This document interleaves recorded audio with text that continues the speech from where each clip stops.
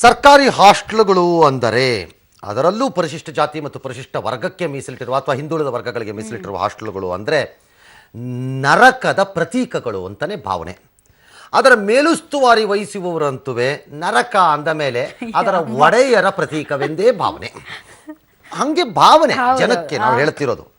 ಅಲ್ಲಿ ಬರುವ ಹಣ ಏನಾಗುತ್ತೆ ಅಂತಂದರೆ ಅದು ಬಕಾಸುರರ ಹೊಟ್ಟೆಯನ್ನು ಸೇರುತ್ತೆ ಅನ್ನೋದೇ ನಂಬಿಕೆ.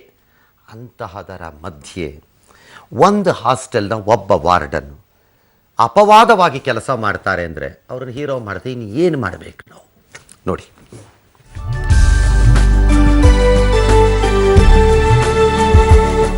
ಹಾಸ್ಟೆಲ್ಗಳಂದ್ರೆ ಕೇವಲ ಊಟ ವಸತಿಗಳಿಗೆ ಸೀಮಿತವಾದ ತಾಣ ಅನ್ನೋದನ್ನ ಸುಳ್ಳು ಮಾಡಿ ವಿದ್ಯಾರ್ಥಿಗಳ ಜ್ಞಾನದೋಹ ನೀಗಿಸುವ ತಾಣ ಅನ್ನೋದನ್ನ ನೀವು ನೋಡ್ತಿರೋ ಈ ಚಂದ್ರಪ್ಪ ಮಾಡಿ ತೋರಿಸಿದ್ದಾರೆ. ಹಾಸ್ಟೆಲ್ನಲ್ಲೇ ಗ್ರಂಥಾಲಯ ತೆರೆದು ವಿದ್ಯಾರ್ಥಿಗಳ ಭವಿಷ್ಯ ರೂಪಿಸುತ್ತಿದ್ದಾರೆ. ದಾವಣಗೆರೆ ಜಿಲ್ಲೆ ಹರಪನಹಳ್ಳಿ ದೇವರಾಜ ಅರಸು ಮೆಟ್ರಿಕ್ ನಂತರದ ಬಾಲಕರ ಹಾಸ್ಟೆಲ್ ವಾರ್ಡನ್ ಆಗಿರುವ ಚಂದ್ರಪ್ಪ ಅವರ ವಿಶೇಷ ಆಸಕ್ತಿ ಫಲವೇ ಈ ಗ್ರಂಥಾಲಯ. ಹಾಸ್ಟೆಲ್ನಲ್ಲಿ ಪಿಯುಸಿಯಿಂದ ಬಿಎಡ್ ವರೆಗೆ 150 ವಿದ್ಯಾರ್ಥಿಗಳಿದ್ದು ವಿದ್ಯಾರ್ಥಿ ದೆಸೆಯಲ್ಲೇ ಸ್ಪರ್ಧಾತ್ಮಕ ಪರೀಕ್ಷೆಗಳಲ್ಲಿ ಪಾಸಾಗಿ ಸರ್ಕಾರಿ ಕೆಲಸ ಪಡೆದಿದ್ದಾರೆ. ಮನೆಯಲ್ಲೂ ಸಿಗದ ಸೌಲಭ್ಯ ಇಲ್ಲಿ ಸಿಗ್ತಿದೆ ಅಂತ ವಿದ್ಯಾರ್ಥಿಗಳು ಹೇಳ್ತಿದ್ದಾರೆ. ಇದು ನಾವು ಹಾಸ್ಟೆಲ್ ಅಂತಂದು ಎಂದು ಫೀಲ್ ಮಾಡಿಲ್ಲ. ಮನೆ ಥರನೇ ಇದೆ, ಎಲ್ಲ ಅನುಕೂಲ ಇದೆ. ಸರ್ ಅವ್ರಿಗೆ ಗೊತ್ತಿದ್ದು ಹೇಳ್ತಾರೆ. ಅವರು ಇವನ್ನ ಪ್ರಭಾವಿತ ವ್ಯಕ್ತಿಗಳನ್ನು ಕರೆಸಿ ಅವರ ಆದರ್ಶಗಳನ್ನು ಹೇಳ್ತಾರೆ. ಕನ್ನಡ, ಇಂಗ್ಲಿಷ್ ಅಂತ ಹೇಳಿದ್ರೆ ಸುಮಾರು ಒಂದು 10-12 ನ್ಯೂಸ್ ಪೇಪರ್ ಬರ್ತಿದೆ.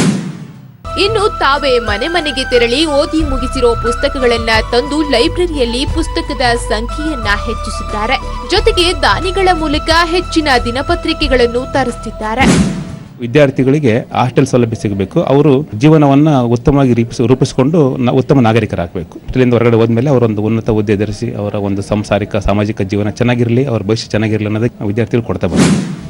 ಇಷ್ಟೇ ಅಲ್ಲ, ಹಾಸ್ಟೆಲ್ ಮುಂಭಾಗ ಸೊಪ್ಪು ತರಕಾರಿ ಬೆಳೆದು ಅಡುಗೆಗೆ ಬಳಸ್ತಿದ್ದಾರೆ. ಹೀಗೆ ನಿಸ್ವಾರ್ಥವಾಗಿ ವಿದ್ಯಾರ್ಥಿಗಳ ಭವಿಷ್ಯಕ್ಕೆ ಮೆಟ್ಟಿಲು ರೂಪಿಸ್ತಿರೋ ವಾರ್ಡನ್ ಚಂದ್ರಪ್ಪ ಎಲ್ಲರ ಪ್ರೀತಿಗೆ ಪಾತ್ರರಾಗಿದ್ದಾರೆ. ಕ್ಯಾಮರಾಮನ್ ರಮೇಶ್ ಜೊತೆ Kiran Kumar, public TV, Davanagere.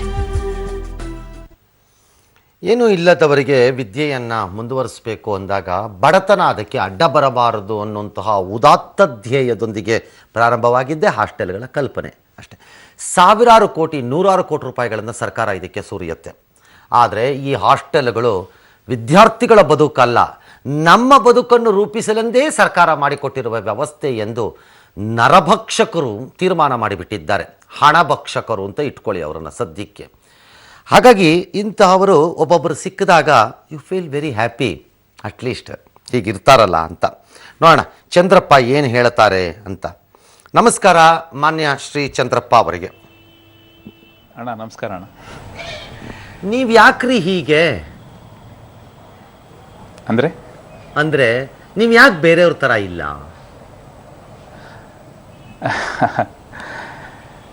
God gift ಇರ್ಬೇಕು ಸರ್. ನನಗೆ ಈ ಪ್ರಶ್ನೆ ಅದಾಗದೇ ಬಂತು, ತಯಾರಿ ಮಾಡ್ಕೊಳ್ಳಿಲ್ಲ ನಾನು ಇದಕ್ಕೆ, ಈ ಪ್ರಶ್ನೆಗೆ ಅದಾಗದೇ ಬಂತು. ಇದನ್ನೇ ನಾನು ಬೆಳಕು ಅಂತ ಕರೆಯೋದು. ಎಲ್ಲ ಕಡೆ ಕತ್ತಲು ಕಾಣಿಸ್ದಾಗ ಈ ಥರ ಒಬ್ರು ಕಾಣಿಸ್ಬಿಟ್ರೆ ನಮ್ಗೆ ಅದೇ ಬೆಳಕು ಅಂತ ಕಾಣುತ್ತೆ.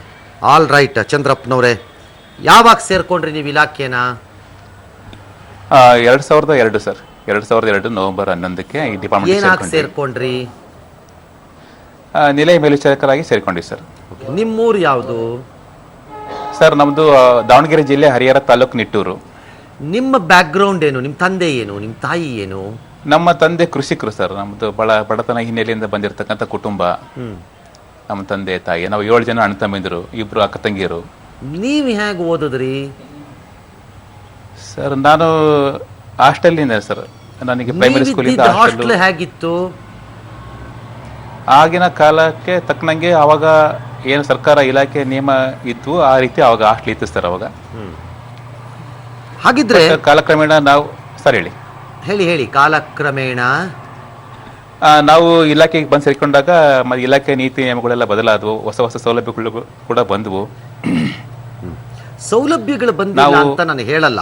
ಸರ್ಕಾರದಿಂದ ಹಣನೂ ಬಂದಿದೆ, ಸೌಲಭ್ಯಗಳು ಬಂದಿದೆ.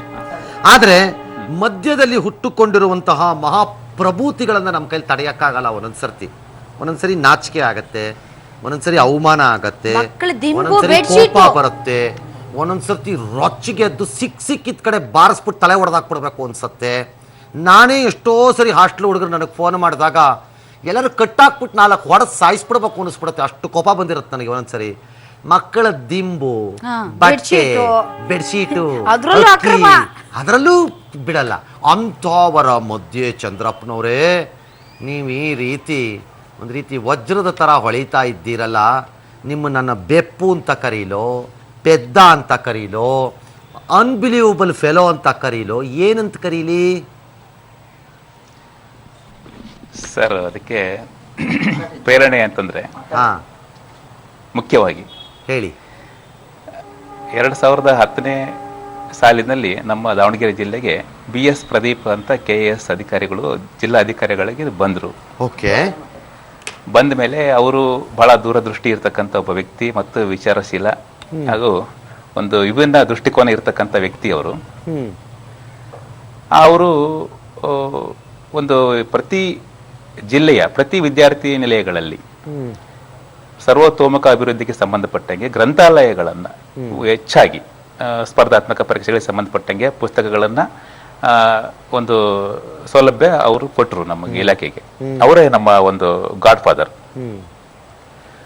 ಆ ನಂತರ ದಿನಗಳಲ್ಲಿ ಏನಾಗುತ್ತೆ, ನಮ್ಮಲ್ಲಿ ಹಾಸ್ಟೆಲ್ ಅಂದ ತಕ್ಷಣ ಬರೀ ಊಟ ಅಥವಾ ಏನು ಸಲಕರ ಕೊಡುತ್ತಲ್ಲ ಆ ಸೌಲಭ್ಯ ಅನ್ಸುತ್ತೆ. ಇತ್ತೀಚೆಗೆ ನಮ್ಮ ಇಲಾಖೆ, ನಮ್ಮ BCM ಇಲಾಖೆಯಲ್ಲಿ ಏನಾಗಿದೆ, ಸಾಕಷ್ಟು ಸೌಲಭ್ಯಗಳು ವಿದ್ಯಾರ್ಥಿಗಳ ಒಂದು ಭವಿಷ್ಯದ ಹಿತದೃಷ್ಟಿಯಿಂದ ಅಥವಾ ಮುಂದೆ ಅವರ ಒಂದು ಭವಿಷ್ಯಕ್ಕೆ ಅನುಕೂಲ ಆಗಲಿ ಅಂತ ಹೇಳಿ ಪ್ರತಿ ಹಾಸ್ಟೆಲ್ಗಳಲ್ಲೂ ಕೂಡ ಗ್ರಂಥಾಲಯಗಳನ್ನ ಏನು ಅದಕ್ಕೋಸ್ಕರ ಒಂದು ಪ್ರತ್ಯೇಕ ಕೊಠಡಿ ನಿರ್ಮಾಣ ಮಾಡ್ತಿದ್ದಾರೆ ಸರ್. ನಮ್ಮಲ್ಲಿ ಪ್ರತ್ಯೇಕ ಕೊಠಡಿನೇ ಗ್ರಂಥಾಲಯಕ್ಕೋಸ್ಕರನೇ. ಆಲ್ ರೈಟ್, ನೀವೇನೋ ಗ್ರಂಥಾಲಯ ಮಾಡಿದ್ದೀರಿ, ಮಕ್ಕಳಿಗೆ ಅನುಕೂಲ ಆಗ್ತಾ ಇದೆ. ನನಗೆ ಸಂತೋಷ ಆಗಿದ್ದು ಯಾಕೆ ಗೊತ್ತಾ ಚಂದ್ರಪ್ಪನವರೇ, ನೀವು ಮಾಡಿರೋ ಕೆಲಸಕ್ಕೆ ನನಗೆ ಅಲ್ಲ ಸಂತೋಷ ಆಗಿದ್ದು. ಅಲ್ಲೊಂದು ಮಗು ಹೇಳ್ತಿತ್ತು, ನಮಗಿದು ಹಾಸ್ಟೆಲ್ ಅನ್ನಿಸ್ತಾ ಇಲ್ಲ, ಅನ್ಸಲ್ಲ, ಮನೆ ಥರ ಅನ್ಸತ್ತೆ ನಮಗೆ ಅಂತ. ಅದು ನನಗೆ ಖುಷಿಯಾಗಿದ್ದಿದ್ದು. ನೀವು ಮಾಡಿದ್ದು ಒಳ್ಳೆ ಕೆಲಸ ಕೆಟ್ಟ ಕೆಲಸ ಅಲ್ಲ, ಖುಷಿಯಾಗಿದ್ದಿದ್ದು ಅಲ್ಲಿ. ಹೋಲಿ ಬಿಡಿ ಸರ್, ಹೆಂಗೋ ಮಾಡ್ಕೊಂಡು ಹೋಗ್ತಾ ಇದ್ದೀರಿ ಮಾಡಿ. ಸದೆಲ್ಲ ಬೆಳೀತೀರಲ್ಲ, ಅದಕ್ಕೆಲ್ಲ ಮಕ್ಕಳು ಕೋಆಪರೇಷನ್ ಮಾಡ್ತಾರ ಸರ್? ಖಂಡಿತ ಸರ್, ಖಂಡಿತ ಮಾಡ್ತಾರೆ. ನಮ್ ಬೆಂಗಳೂರು ಕಡೆ ಎಲ್ಲ ಏನಾದ್ರು ಟೀಚರ್ ಏಯ್ ಪಾಪು ಅಲ್ಲಿರೋ ಪೆನ್ ತಗೊಂಬ ಅಂತಂದ್ರೆ ಟಕಾರ್ ಅಂತ ಪೇರೆಂಟ್ಸ್ ಸ್ಟಾರ್ಟ್ ಮಾಡ್ತಾರೆ. What do you think of my child? You think it is a labour ಅಂತ ಸ್ಟಾರ್ಟ್ ಮಾಡ್ಬಿಡ್ತಾರೆ. ಆಮೇಲೆ ನಿಮ್ ಕಡೆ ಬಂದಿಲ್ಲ ತಾನೇ ಪ್ರಾಬ್ಲಮ್ಮು ಸರ್? ಆತರ ಇಲ್ಲ, ಎಲ್ಲ ಕೃಷಿಕರ ಮಕ್ಕಳು ಜಾಸ್ತಿ ಇರೋದ್ರಿಂದ ನಮ್ಮ ತಾಲೂಕಲ್ಲಿ ಎಲ್ಲಾ ಮಕ್ಕಳು ಕೂಡ ಅದರಲ್ಲಿ ಸಂಪೂರ್ಣ ಸಕ್ರಿಯವಾಗಿ ತೊಡ್ಕೊಂತಾರೆ. ಆಮೇಲೆ ನಮ್ಮ ನೀವು ಬಹಳ ಪುಣ್ಯ ಮಕ್ಕಳು ನಿಂತ್ಕೋಬೇಕಾಗಿತ್ತು. ಏನ್ ಸಾರ್ ಬ್ಯಾಕ್ವರ್ಡ್ ಕ್ಲಾಸ್ ಹಾಸ್ಟೆಲ್ಗೆ ಬಂದು ತರಕಾರಿ ಬೆಳೆ ಹಾಕ ಬಂದಿದ್ದ ನನ್ ಚಂದ್ರಪ್ಪ ಧಿಕ್ಕಾರ ಸ್ಟಾರ್ಟ್ ಆಗ್ಬೇಕಾಗಿತ್ತಪ್ಪ. ಅದರಿಂದ ನಿಮ್ಗೆ ಹೇಳಕ್ ಮೊದಲು ಥ್ಯಾಂಕ್ ಯು ಸರ್. ಮೊದಲು ಆ ಹುಡುಗರುಗಳಿಗೆ ನನ್ನ ಪರವಾಗಿ ನಾಳೆ ಒಂದು ಸಭೆ ನಡೆಸಿ ನಾನೇ ದುಡ್ಡು ಕೊಡ್ತೀನಿ ಬೇಕಾದ್ರೆ ಅಲ್ಲೆಲ್ಲರೂ ಲೋಕಲಿ ಒಂದು ಜಾಮೂನ್ ತಗೊಂಬಂದು ಎಲ್ಲರಿಗೂ ಹಾಕ್ಬಿಡ್ರಿ ಊಟದಲ್ಲಿ. ಖಂಡಿತ ಸರ್, ನನ್ನ ಹೆಸರಲ್ಲಿ ಹಾಕ್ಬಿಡಿ. ದುಡ್ಡು ಸ್ವಲ್ಪ ನೋಟಿನ ವ್ಯವಹಾರ ಎಲ್ಲ ಸರಿ ಆದ್ಮೇಲೆ ಕಳಿಸ್ಕೊಡ್ತೀನಿ. ಆಗ್ಲಿ ಸರ್, ಆಗಲಿ ಸರ್. ಇನ್ನೊಂದು ಇದಕ್ಕೆ ನಮ್ಮ ದಾವಣಗೆರೆ ನಮ್ಮ ಜಿಲ್ಲೆಯ BCM ಅಧಿಕಾರಿಗಳಾಗಿರ್ತಕ್ಕಂಥ ಶ್ರೀ ಸೈಯದ್ ಮನ್ಸೂರ್ ಬಾಷಾ ಸಾಹೇಬ್ರು ಸರಿ ಸ್ನೇಹಿತರ ತರ, ಮಾರ್ಗದರ್ಶಕ ತರ, ಸರಿ ಆಮೇಲೆ ಒಬ್ಬ ಅಧಿಕಾರಿಗಳಾಗಿ ಬಹಳ ಸಂತೋಷ ಇಷ್ಟಪಟ್ಟು ಬಹಳ ಯಾರ್ಯಾರು ಕೆಲಸ ಮಾಡಕ್ಕೆ ಹೆಲ್ಪ್ ಮಾಡಿದ್ದಾರೆ ಅವ್ರಿಗೆಲ್ಲ ಥ್ಯಾಂಕ್ ಯು. ಆದ್ರೆ ಕೆಲಸ ಮಾಡಿ ಅಂತ ಹೇಳಕ್ಕೆ ದೇಶದಲ್ಲಿ 100 ಜನ ಇದ್ದೀವಿ, ಕೆಲಸ ಮಾಡೋ ಮನಸ್ಸಿರೋ ಜನ 10 ಇರೋದು. ಹಾಗಾಗಿ ಹೇಳುವವರಿಗಿಂತ ಮನಸ್ಸಿರುವವರು ಬೇಕು. ನೀವು ಆ ಮನಸ್ಸಿನ ಪ್ರದರ್ಶನ ಮಾಡ್ತಾ ಇದ್ದೀರಿ, ಹಾಗಾಗಿ ಹೀಗಾಗಿದೆ ಅಂತ ನಾನು ಅನ್ಕೊಂಡಿದ್ದೀನಿ. ನಿಮ್ಗೆ ಒಳ್ಳೇದಾಗ್ಲಿ, ಚೆನ್ನಾಗಿ ಮಾಡಬೇಕು. ನೀವೇನೋ ಕೇಳಕ್ ಹೊರಟಿದ್ರಿ, ಬೇಗ ಕೇಳಿ. ಅಲ್ಲ ಸರ್, ವಾರ್ಡನ್ ಅಂದ್ರೆ ಒಂಥರ ಹಿಟ್ಲರ್ ತರ, ಹಾಸ್ಟೆಲ್ ಅಲ್ಲಿ ಊಟ ಅಂದ್ರೆ ಅದು ಒಂದ್ ರೀತಿ ಪ್ರಾಣಿಗಳು ತಿನ್ನಲ್ಲ ಅನ್ನೋ ತರ. ಹಾಸ್ಟೆಲ್ ಊಟ ಅಂದ್ರೆ ಮಿನಿಮಮ್ ಹುಳ ಸಿಕ್ಬೇಕು, ಒಂದು ಮಿನಿಮಮ್ ಹಳೇದೊಂದು ಟೊಮಾಟೊ ಇರ್ಬೇಕು, ಆಮೇಲೆ ಕೆಟ್ಟ ವಾಸನೆ ಒಂದು ಬರ್ಬೇಕು, ಟಾಯ್ಲೆಟ್ಸ್ ಅಂತೂ ಡೋರ್ ಇರಬಾರ್ದು. ಇವೆಲ್ಲ ಸ್ಟ್ಯಾಂಡರ್ಡ್ ಇದೆಯಪ್ಪ. ಆ ಸ್ಟ್ಯಾಂಡರ್ಡ್ ನೀವು ವೈಲೇಟ್ ಮಾಡ್ತೀರಿ. ನಿಮಗೊಂದು ವಿಷಯ ಗೊತ್ತಿರಲಿ, ನಮ್ಮಲ್ಲಿ ಏನಾಗಿದೆ, ಸ್ಟೂಡೆಂಟ್ಸ್ ಕಮಿಟಿ ಕೂಡ ಮಾಡಿದ್ದೀವಿ. ನಮ್ಮ ಹಾಸ್ಟೆಲ್ಗಳಲ್ಲಿ ಸ್ಟೂಡೆಂಟ್ಸ್ ಕಮಿಟಿ ಮಾಡಿದ್ದೀವಿ. Very good. ಫುಡ್ ಕಮಿಟಿ, ಆಮೇಲೆ ಕಲ್ಚರಲ್ ಕಮಿಟಿ, ತೋಟಗಾರಿಕೆ ಕಮಿಟಿ, ಗ್ರಂಥಾಲಯ ಕಮಿಟಿ, ಈ ತರ ವೆರೈಟಿ ಕಮಿಟಿಗಳನ್ನ ಮಾಡಿ ಅವ್ರ ಕಾರ್ಯಗಳನ್ನ ಹಂಚಿಬಿಟ್ಟಿದೀವಿ ನಾವು.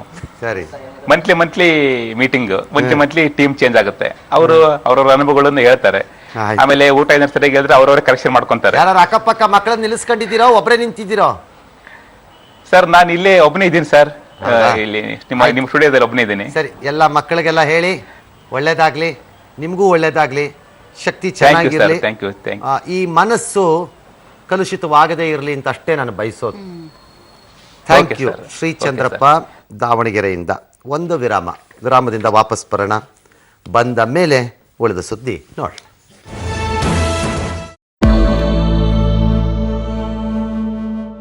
ದುರ್ಭಿಕ್ಷ ಮಾಸದಿಂದ ಸುಭಿಕ್ಷ ಮಾಸದ ಕಡೆಗೆ ಹೆಜ್ಜೆ ಹಾಕುತ್ತೀವೋ ಅಥವಾ ಹೊಸ ವರ್ಷವು ಹಳೆಯ ವರ್ಷದಂತೆ ಹೆಜ್ಜೆ ಹಾಕುತ್ತಾ ಸಾಗುತ್ತೀವೋ ಗೊತ್ತಿಲ್ಲ. ಈ ಎಲ್ಲದಕ್ಕೂ ಇನ್ನು 3 ದಿನಗಳ ಕಾಲಾವಕಾಶ ಇದೆ. ಆದರೆ 3 ದಿನಗಳ ಒಳಗೆ ಇದ್ಯಾವುದು ಬಗೆಹರಿಯುವುದಿಲ್ಲ. ಕಾರಣ ಧೂಳು ಎದ್ದಿದೆ. ಧೂಳು ಮತ್ತೆ ಬಂದು ಭೂಮಿಯ ಮೇಲೆ ಸೆಟಲ್ ಡೌನ್ ಆಗಕ್ಕೆ ನನ್ನ ಲೆಕ್ಕಾಚಾರದಲ್ಲಿ 30 ದಿನವಾದರೂ ಬೇಕೇ ಬೇಕು. ಪ್ರಥಮ ದರ್ಜೆ ಕ್ರಿಕೆಟ್ನಲ್ಲಿ ಗುಜರಾತ್ ಹುಡುಗ ವಿಶ್ವ ದಾಖಲೆಯನ್ನ ಬರೆದಿದ್ದಾನೆ. ಬರೋಬ್ಬರಿ 359 ರನ್ ಗಳಿಸಿದಂತ ಗುಜರಾತ್ನ ಸಮಿತ್ ಗೋಯಲ್ ಒಂದು ರೀತಿ ವಿಶ್ವ ದಾಖಲೆಯನ್ನ ಈಗ ಬರೆದಿರುವಂತದ್ದು. ಒಡಿಶಾ ವಿರುದ್ಧದ ರಣಜಿ ಪಂದ್ಯದಲ್ಲಿ ಸಮಿತ್ ಗೋಯಲ್ ದಾಖಲೆಯನ್ನ ಬರೆದಿಟ್ಟಿದ್ದಾನೆ.